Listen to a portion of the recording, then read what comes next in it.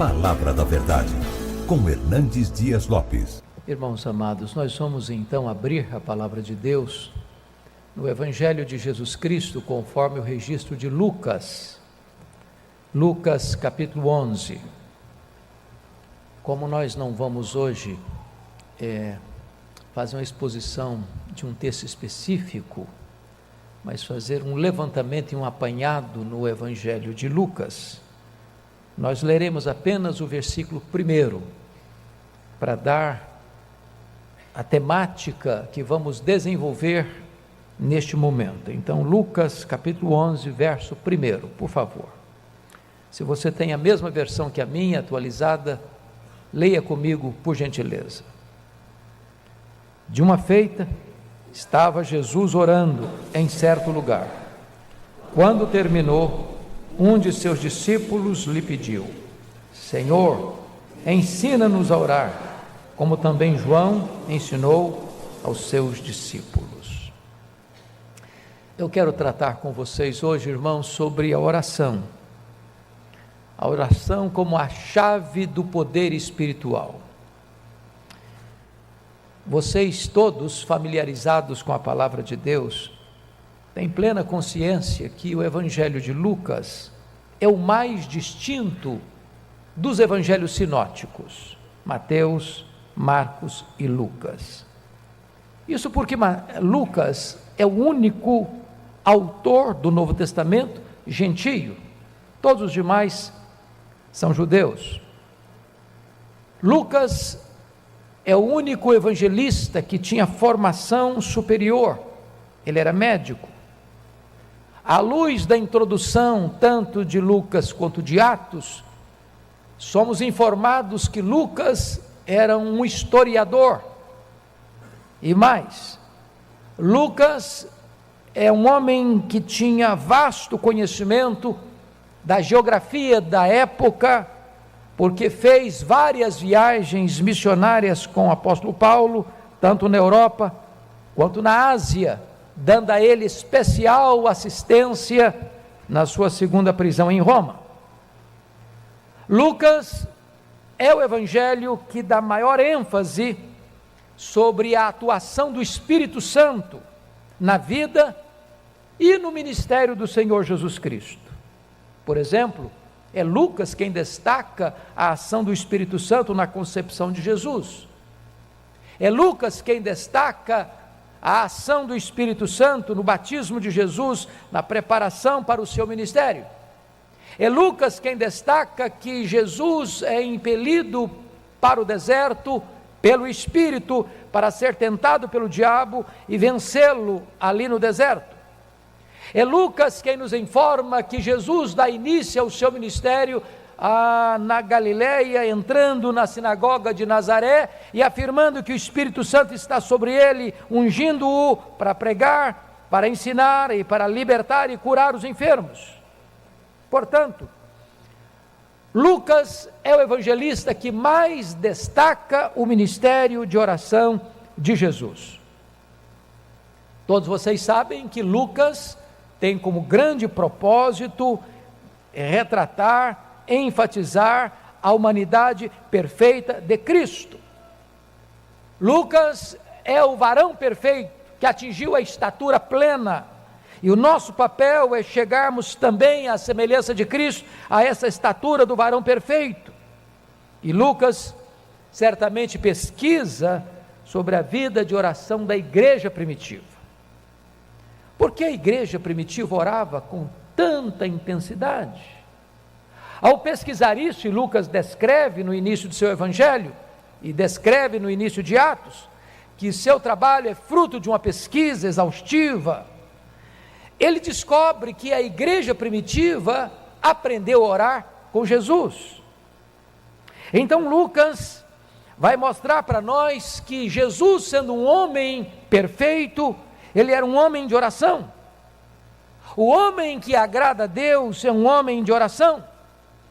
E Lucas dá tamanha ênfase nesta magna verdade, que ele destaca 11 momentos no Evangelho de Lucas, onde Jesus está orando, enquanto Mateus só destaca 4 vezes, e Marcos só destaca 4 vezes, e Lucas destaca esse mesmo fato 11 vezes. Se não, vejamos. Jesus está orando, por exemplo, no seu batismo. Só Lucas registra que ele estava orando. Por exemplo, Lucas 5,16, Jesus se retira para o deserto para orar, quando a multidão procura ouvi-lo. Lucas 6,12, Jesus ora uma noite inteira, antes de escolher os 12 apóstolos. Depois, Lucas 9,18, Jesus ora a sós com seus discípulos, antes de perguntar para eles quem eles pensavam que ele era. Em Lucas 9, 28 e 29, Jesus ora num alto monte, na chamada experiência da transfiguração. Em Lucas 11, 1, o texto lido, foi exatamente a vida de oração de Jesus que desperta neles o pedido: Senhor, ensina-nos a orar. Lucas 22, 32, Jesus ora por Pedro, que era um líder, para que Satanás não o enredasse na sua peneira. Lucas 22, 40, Jesus ora no Getsêmani e insiste com os seus discípulos para que eles orassem também, para não caírem em tentação. Lucas 23, 34, Jesus ora na cruz, dizendo: Pai, perdoa-lhes, porque não sabem o que fazem. E Lucas encerra o seu evangelho, Lucas 23, 46, registrando a última oração de Jesus: Pai, nas tuas mãos entrego o meu espírito. Portanto, Lucas é o evangelista que retrata para nós, de maneira eloquente, a vida de oração de Jesus. Ora, irmãos, se Jesus foi o homem perfeito e se ele foi um homem de oração, então a igreja precisa aprender a orar. Não há poder sem oração, irmãos. Não há vida plena sem oração. Não há vigor espiritual sem oração. Não há crescimento saudável da igreja sem oração. Não há testemunho do evangelho eficaz sem oração.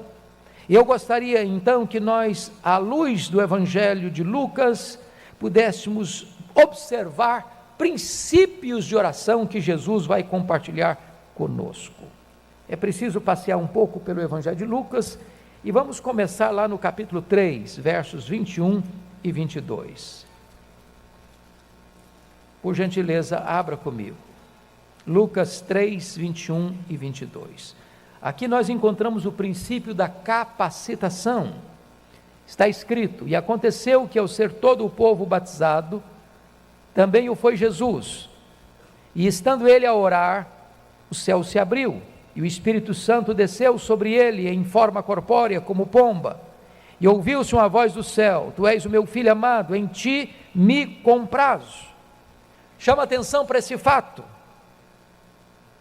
Porque Jesus orou? Primeiro, os céus se abriram. Segundo, o Espírito Santo desceu. Terceiro, o Pai falou: Este é o meu filho amado, nele eu me comprazo. E aí você começa a perceber que aqui dá-se início ao ministério público de Jesus. E Jesus, para começar o seu ministério público, começa orando. E porque começou orando, ele recebe a capacitação do Espírito Santo.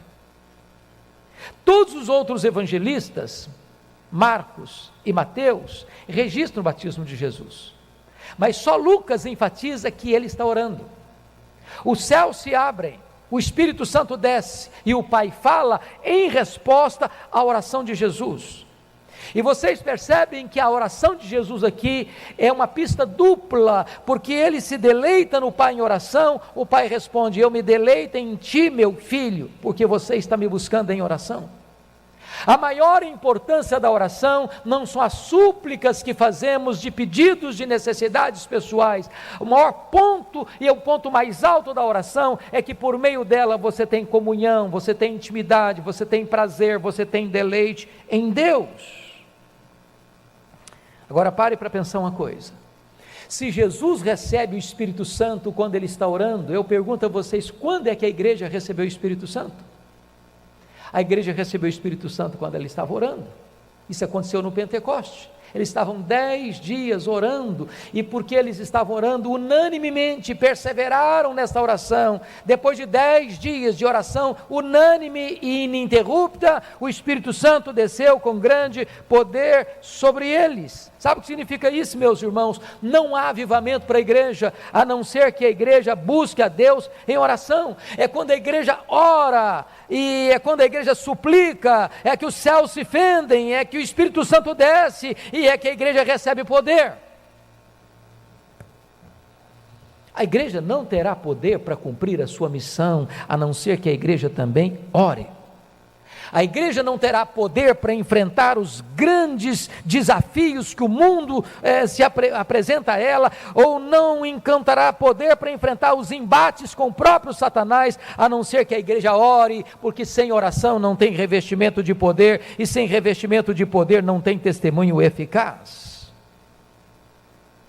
Eu quero dizer para você que o Pai se deleitará em você, na medida em que você se deleitará nele, através de uma vida de oração. Esse é o primeiro princípio que aprendemos com Jesus. Vamos ao segundo princípio. Lucas 5, por favor, versos 15 e 16.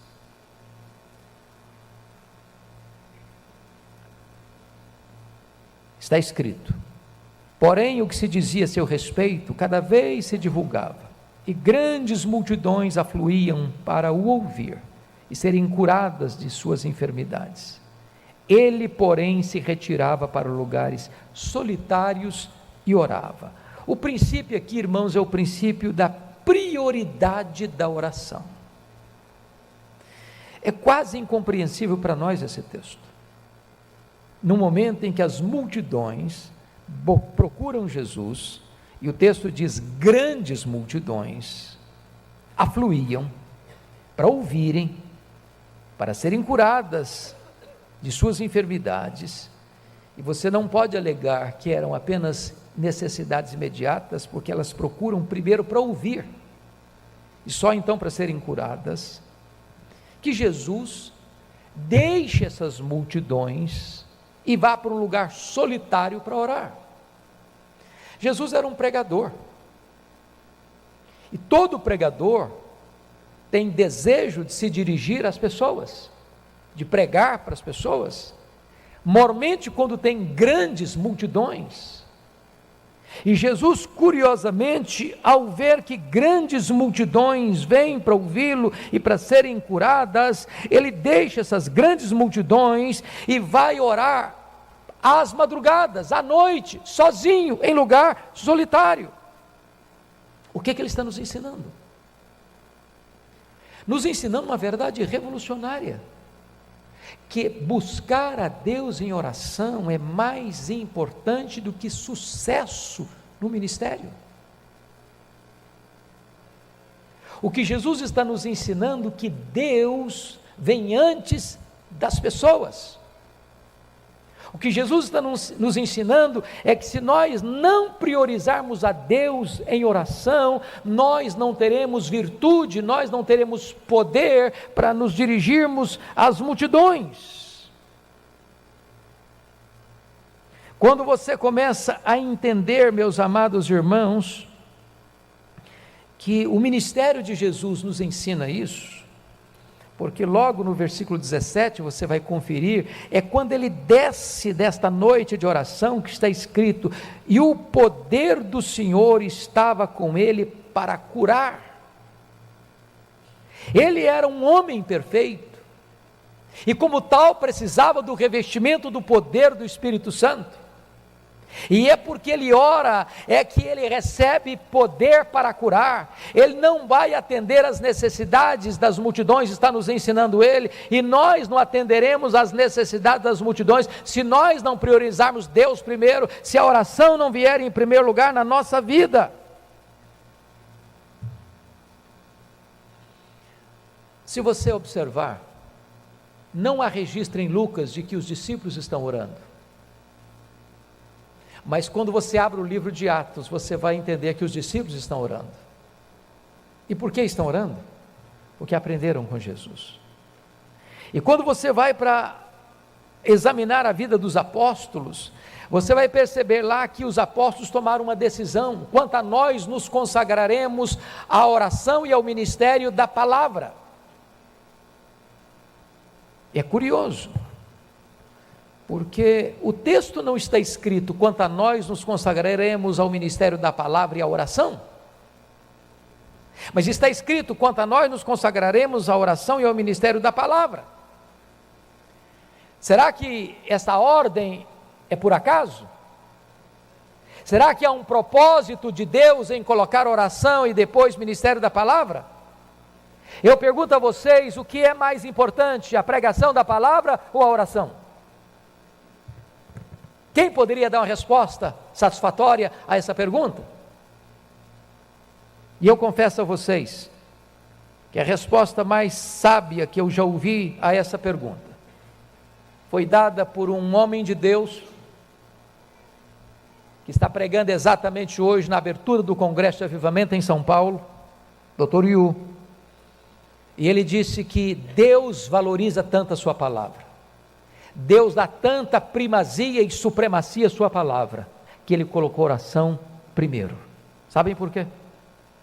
Porque se você não for um homem e uma mulher de oração, não haverá virtude nos seus lábios para pregar a palavra de Deus. Não é o nosso conhecimento, não é a nossa técnica de comunicação, não é a nossa eloquência, é o poder de Deus. É o poder de Deus, irmãos. Se nós não tivermos poder do Espírito Santo, nós seremos como um Giazi, o cajado não terá poder na nossa mão. Se nós não tivermos poder, como diz o Dr. Billy Graham, os nossos lábios serão lábios de barro. Se nós não tivermos poder, não terá a verdade que aquela viúva disse para Elias: agora eu sei que a palavra do Senhor na tua boca é verdade. Quantos sermões já ouvimos, que endurecem ainda mais o nosso coração?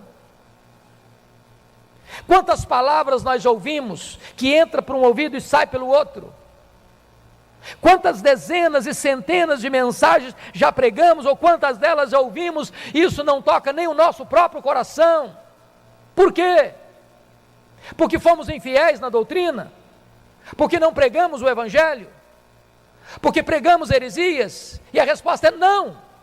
Pregamos o Evangelho, pregamos a sã doutrina, mas faltou-nos o poder, faltou-nos a unção, e o poder e a unção vêm-nos por meio da oração, e Jesus nos ensina isso. Antes de termos sucesso na pregação, nós precisamos ter vitória na oração. Essa é a prioridade que Jesus está nos ensinando. Mas vamos ao terceiro princípio. Abra comigo, por favor, Lucas 6, 12 a 13.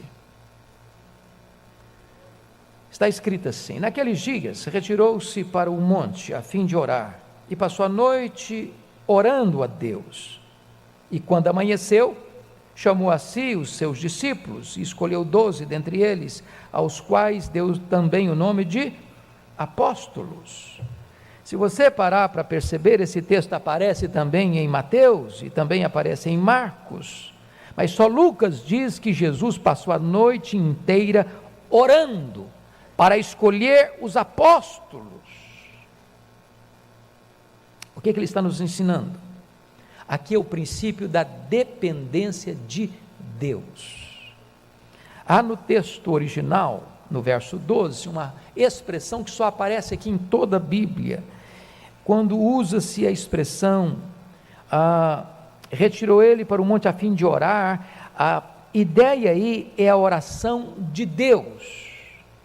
Oração é algo que você faz para Deus, mas quando Lucas, diferente dos outros textos, fala de uma oração, ele fala dessa oração aqui como oração de Deus. Ela só aparece aqui, essa expressão. E desta forma, o que Jesus está nos ensinando, irmãos, é que ele está completamente rendido ao propósito e à vontade de Deus para escolher os líderes da igreja, e liderança essa que haveria de ser a pedra, o fundamento da igreja. Cristo é a pedra de esquina, mas a igreja está edificada sobre o fundamento dos apóstolos, e esta decisão ele toma numa total dependência de Deus em oração. É curioso que hoje, quantas vezes as pessoas querem orar, determinando para Deus o que Deus deve fazer. Oração não é determinar para Deus o que Deus deve fazer. Oração é você submeter-se à completa orientação de Deus e às decisões de Deus e às determinações de Deus para a sua vida. Por que 12 apóstolos? Por que não 10? Por que não 30? Por que não 100? Por que 12? Porque ele não escolheu os apóstolos no começo da reunião de oração ou à meia-noite? Por que ele escolheu os apóstolos apenas depois que o dia amanheceu, depois de uma noite inteira de oração? Jesus está nos ensinando um princípio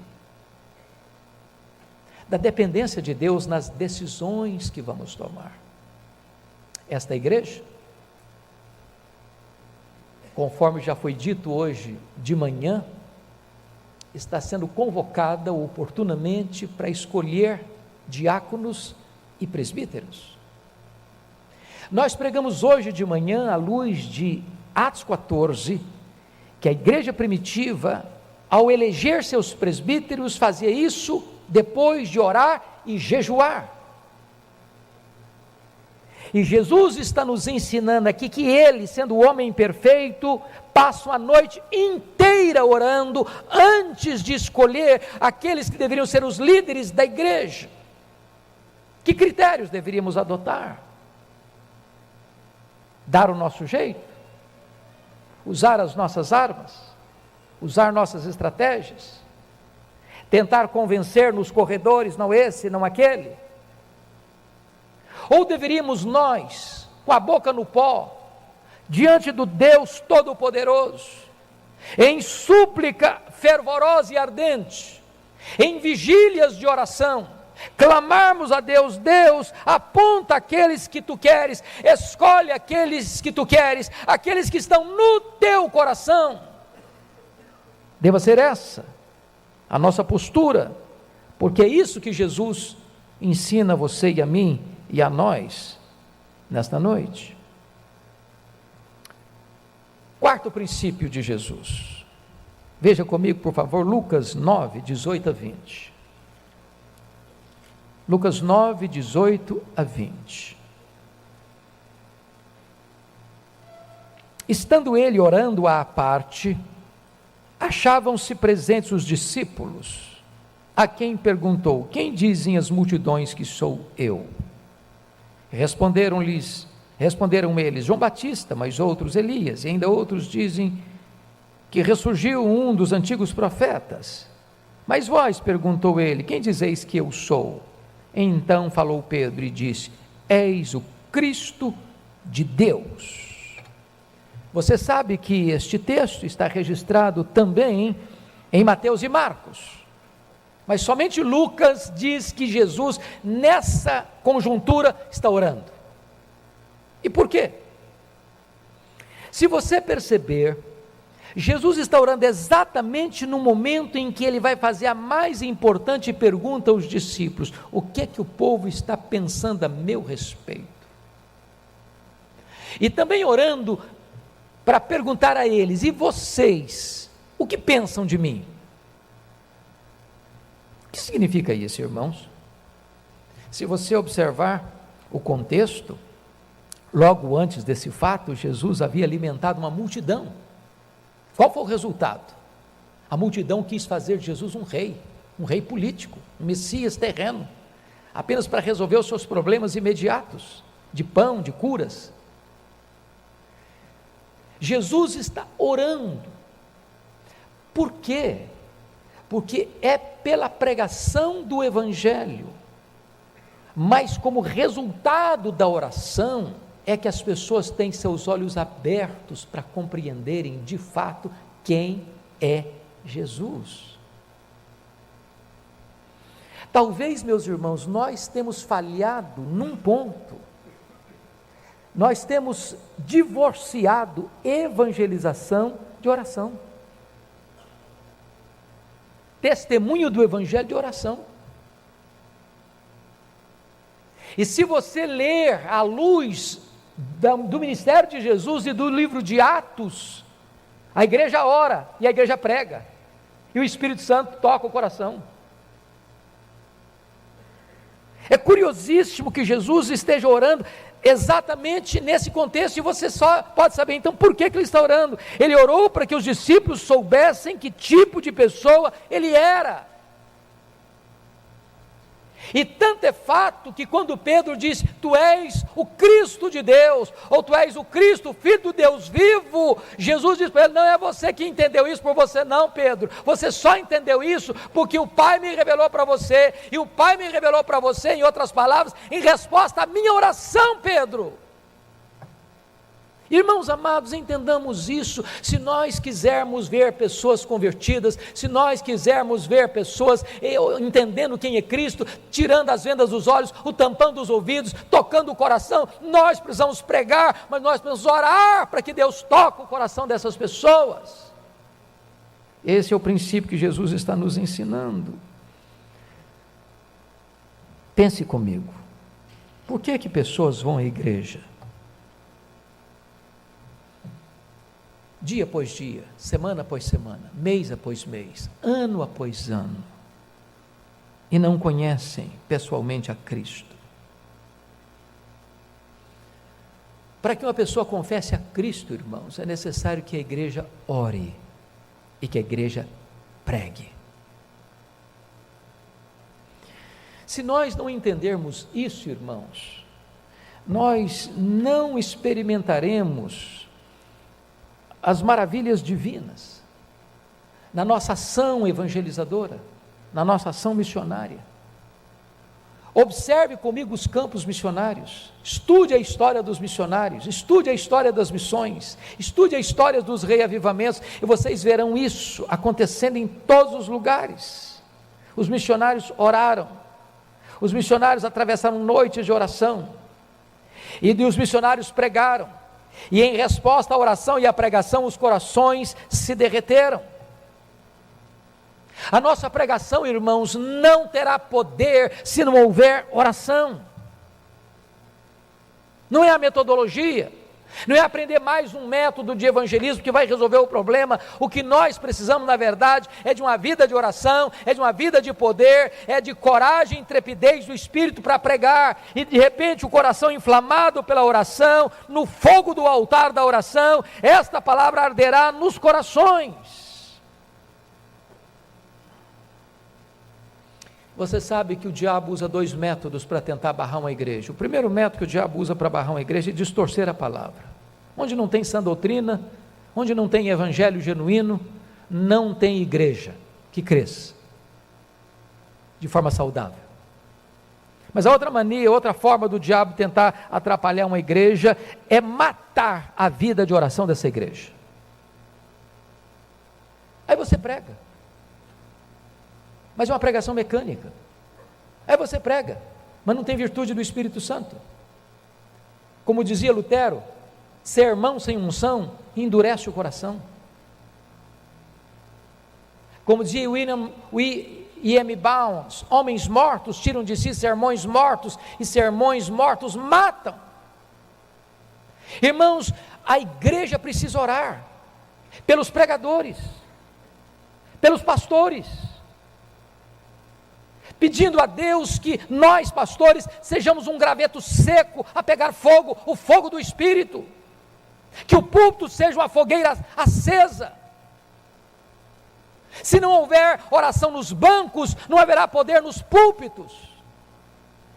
Jesus está nos ensinando esse princípio, meus irmãos. A igreja precisa redescobrir a alegria, o prazer, o entusiasmo da oração, das vigílias de oração, das horas de choro na presença de Deus, buscando o revestimento de poder. Quinto princípio, confira comigo, Lucas 9, 28.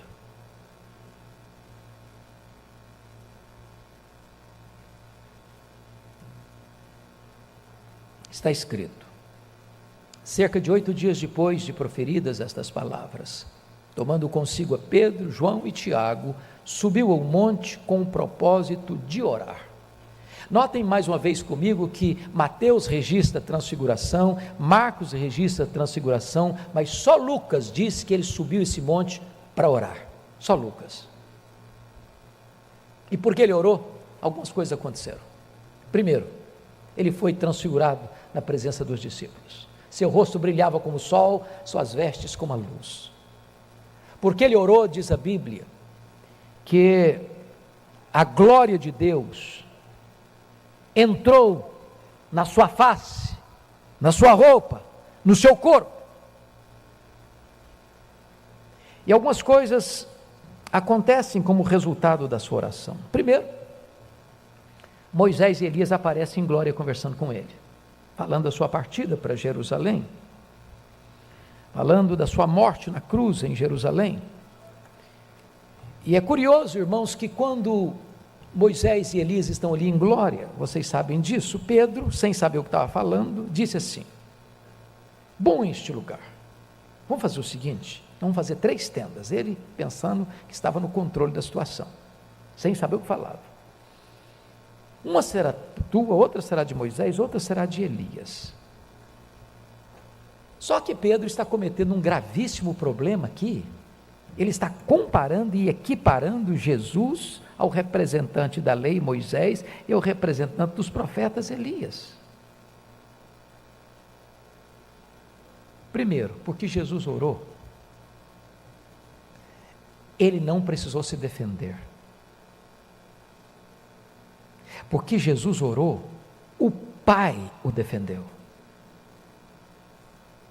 envolvendo-os numa nuvem, e trovejando desde os céus para dentro da nuvem: este é o meu filho, o meu eleito, a ele ouvi. Sabe o que Jesus está nos ensinando, irmãos? Nós não precisamos nos defender, nós precisamos orar. Porque quando nós oramos, Deus nos defende. Segundo, porque Jesus orou, o Pai o capacitou antecipadamente para enfrentar a cruz. A agenda tratada ali naquele monte foi a partida para Jerusalém, a cruz, que seria o nosso êxodo, a nossa libertação.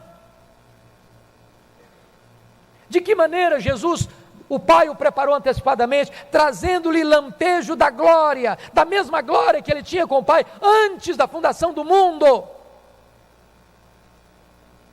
E desta maneira, quando Jesus desce deste monte, ele mostrava no seu semblante que ele estava indo para Jerusalém. Ele desce pronto a obedecer, porque o Pai o havia preparado antecipadamente para enfrentar o Calvário. É quando você ora, é que Deus prepara você para os grandes embates da vida.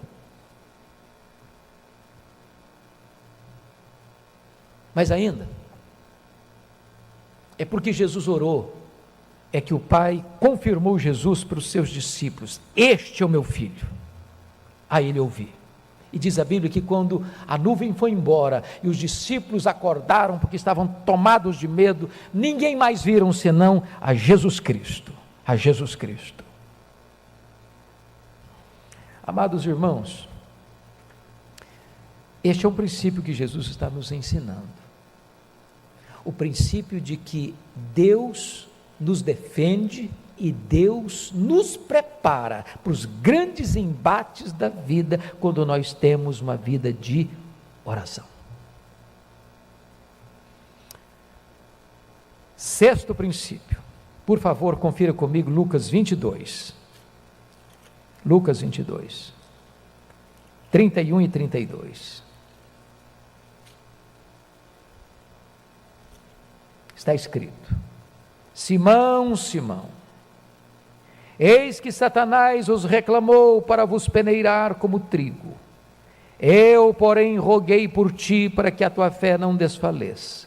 Tu, pois, quando te converteres, fortalece os teus irmãos. Amados irmãos, vamos entender o que está acontecendo aqui. Pedro era um líder. Pedro foi um grande líder. Mesmo antes da sua queda e depois da sua restauração. O que é liderança? Liderança é influência. Um líder influencia outras pessoas. Liderança não necessariamente é formal.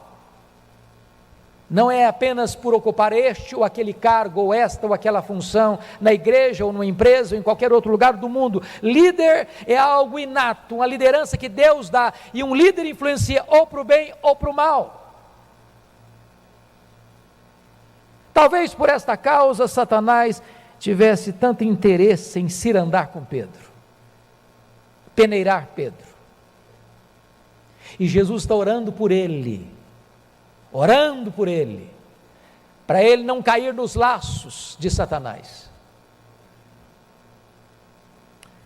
Quando você olha a liderança de Pedro, ela fica muito clara, lá em João 21, quando Pedro chega lá no mar da Galileia e vai com os seus colegas, discípulos, debaixo da orientação do próprio Cristo ressurreto, que deveria encontrar com ele lá na Galileia. Ao chegarem lá não encontram Jesus, e Pedro disse assim: eu vou pescar. E porque ele era um líder, e líder é quem influencia, os outros disseram: pois nós vamos contigo. Sabe o que Jesus está me ensinando aqui, a você e a mim? Nós devíamos orar pelos líderes. Sabem por quê? Porque não tem líder neutro. Um líder é uma bênção ou é um problema. Ou ele leva gente para perto de Deus, ou ele afasta pessoas de Deus. Nós devíamos orar mais pelos líderes. É isso que o Senhor Jesus está fazendo aqui, orando por Pedro, para que ele não caia nessa peneira do diabo, para que ele use a sua liderança para o bem e não para o mal.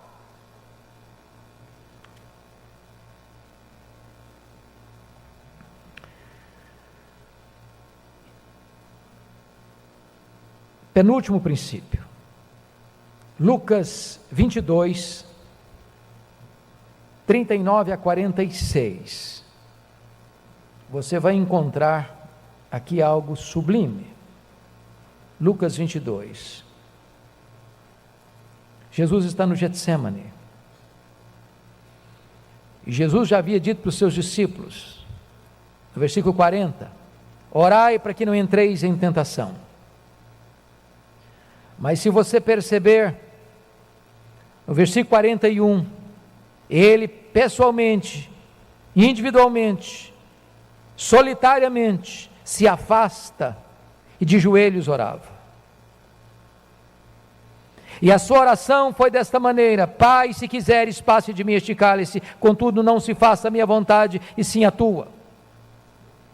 E então diz que apareceu um anjo do céu para o confortar, e estando ele em agonia, orava ainda mais intensamente.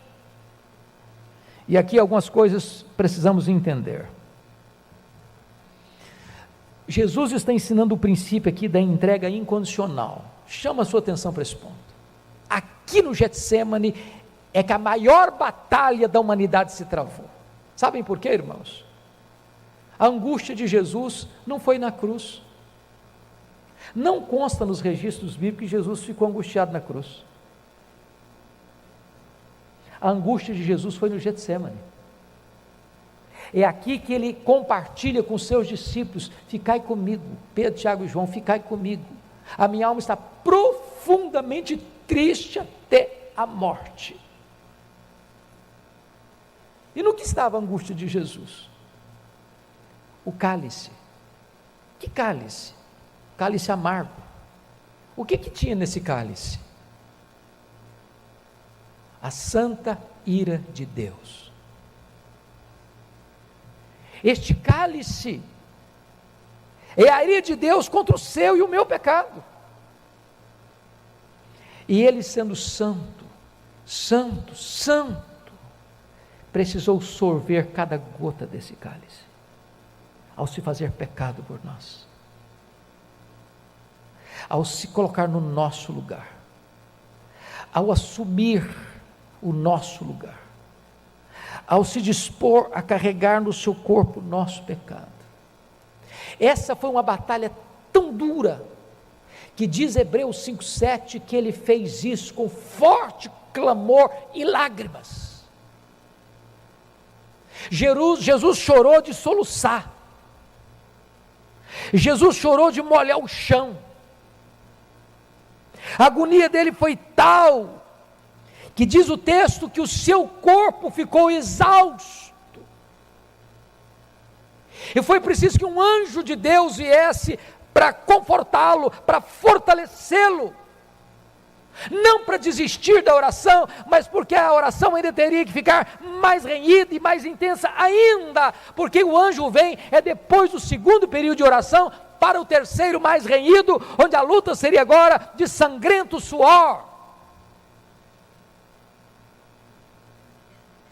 e ele ora com lágrimas, ele ora com choro, ele ora suando, ele ora sangrando, ele ora clamando. E se você vai para o original, você vai notar que a palavra agonia, versículo 44, e estando em agonia, orava mais intensamente. Essa palavra agonia aí, é a palavra da oração de guerra, porque esta palavra é uma palavra do mundo atlético, das Olimpíadas, dos 100 metros rasos, e você que gosta de Olimpíadas, e vê que a modalidade mais aguardada é a corrida dos 100 metros, onde um atleta emprega toda a sua força, todos os seus músculos, toda a sua energia nessa corrida, e foi desta maneira que Jesus emprega todo o seu ser, toda a sua força, toda a sua energia, toda a sua alma, tudo que ele tem nesta oração. Para quê? Para se submeter à vontade do Pai, não para fazer a vontade dele. O que ele está nos ensinando? Nós devíamos aprender a orar até em agonia, não para fugir da vontade de Deus, mas para fazer a vontade de Deus. Depois que Jesus triunfa nesta oração e se levanta, não tem mais agonia nele, não tem mais angústia. Agora a turba está chegando, é ele quem se apresenta e pergunta: a quem buscais? A Jesus, Nazaré. Pois sou eu, caíram por terra. A partir daqui ele está sendo cuspido e esbordoado no sinédrio, está firme como uma rocha. A partir daqui ele é levado ao pretório romano e é espancado, é humilhado, é vilipendiado, está firme, resoluto. A partir daqui ele caminha pelas ruas apinhadas de Jerusalém, sob os apupos e vaios, uma multidão ensandecida, e as mulheres estão chorando. Por que vocês estão orando por mim? Chorai por vocês mesmos, pelos filhos de vocês. A partir daqui ele é pregado naquela cruz e transforma aquele patíbulo de horror num palco para a glória de Deus e num instrumento para a nossa salvação, porque aqui, irmãos, ele venceu a batalha para fazer a vontade do Pai. A vontade do Pai. Rendição absoluta à vontade do Pai. Mas o último princípio que eu gostaria de partilhar com você é o princípio da oração como chave para a salvação. Confira comigo o capítulo 23.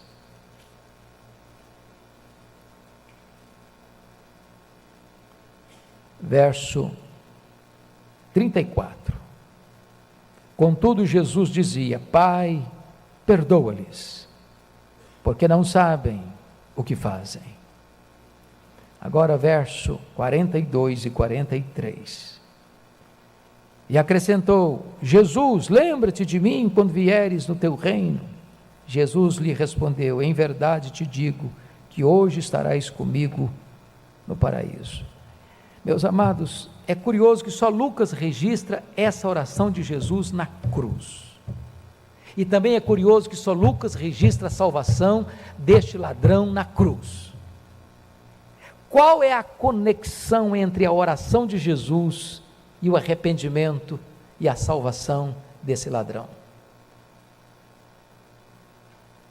Se você ler Mateus, os dois ladrões estão blasfemando de Cristo. O que é que aconteceu para que o ladrão da direita saísse da blasfêmia para o arrependimento? E quando você estuda o conjunto da obra de Lucas, da conexão entre oração e evangelização, entre oração e salvação, fica evidente para nós que foi a oração de Jesus: Pai, perdoa-lhes, porque não sabem o que fazem. Foi um instrumento para tocar o coração daquele homem, porque ele estava exposto a...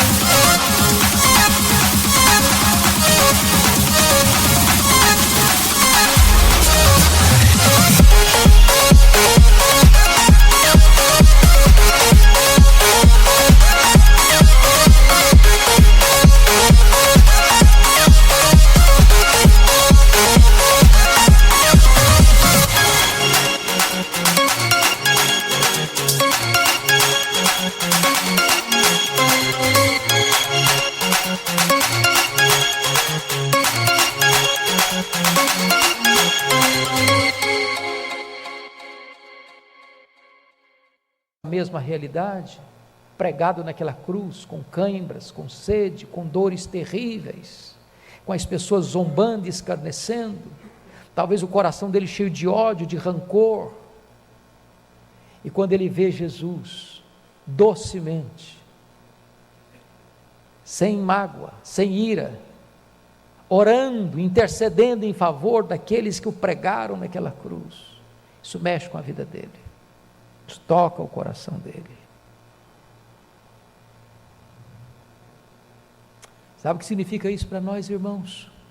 Se queremos ver os pecadores se convertendo, nós precisamos levantar um movimento de oração nessa igreja.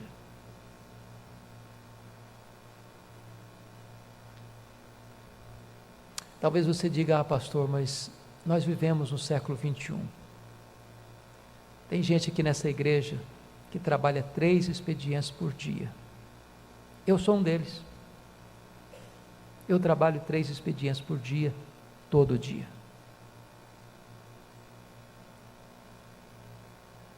Mas a Bíblia diz que Jesus não tinha tempo nem para comer, mas ele tinha tempo para orar. Há poucos dias recebi uma mensagem, salvo o melhor juízo, Dr. John Piper, e ele disse que no dia do juízo, as redes sociais provarão que as pessoas deixaram de orar, não por falta de tempo, porque em média o brasileiro acessa o seu telefone celular 150 vezes por dia.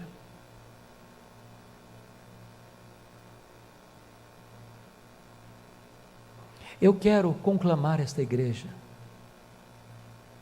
a voltar ao seu primeiro amor, a voltar.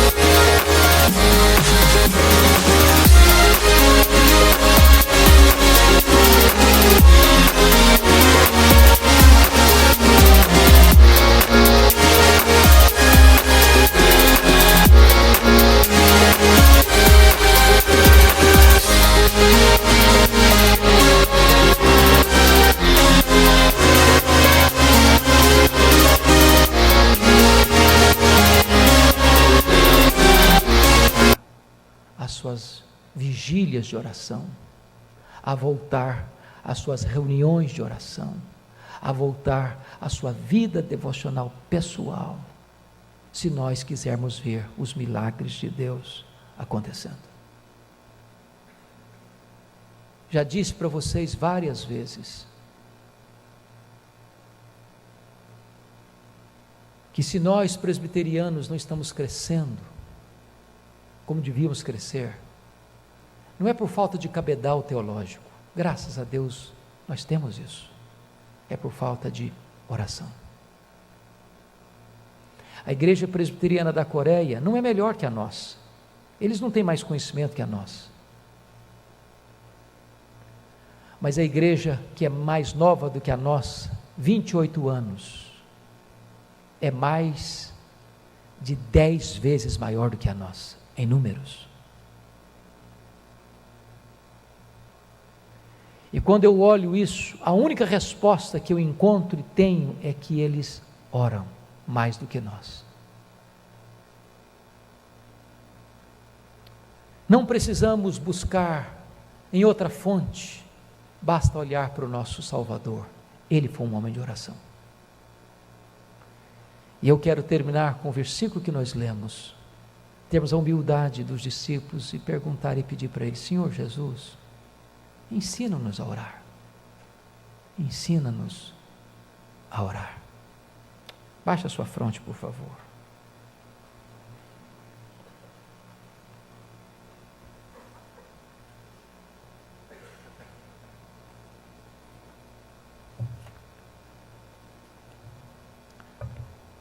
Eu tenho visto, irmãos, em muitos lugares deste país, coisas lindas de Deus acontecendo, lindas, igrejas crescendo,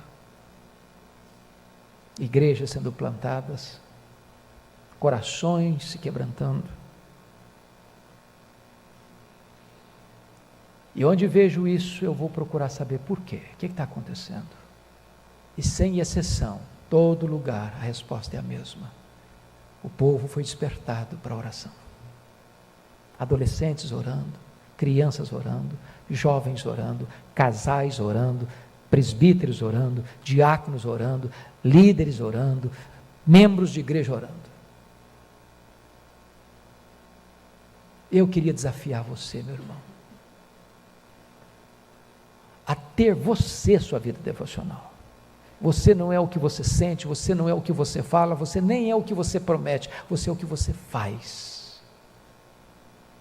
Você não é tão ocupado a ponto de não poder tirar 15 minutos do seu dia para trancar a porta do seu quarto ou do seu escritório, para dobrar os seus joelhos e buscar a Deus. E nós veremos o fruto disso, a resposta disso. Deus mudará a nossa sorte. Que Ele nos abençoe. Pai amado, a Tua palavra nos desafiou, e nós queremos Te pedir que Tu nos ajudes a aprender com Jesus a orar. Ensina-nos a orar. Muda a nossa vida, muda a nossa história, restaura a nossa sorte, e dá-nos deleite e prazer na vida de oração. Manifesta a Tua glória e o Teu poder, Senhor, na vida do Teu povo, para que este povo ore pelos seus pastores, para que este povo ore pelos seus líderes, para que este povo ore para que haja salvação nesta casa, para que este povo ore para ver os Teus sinais acontecendo aqui, para que este povo veja, ó Deus, a manifestação do Teu poder neste lugar e através deste lugar. Assim oramos em nome de Jesus. Amém.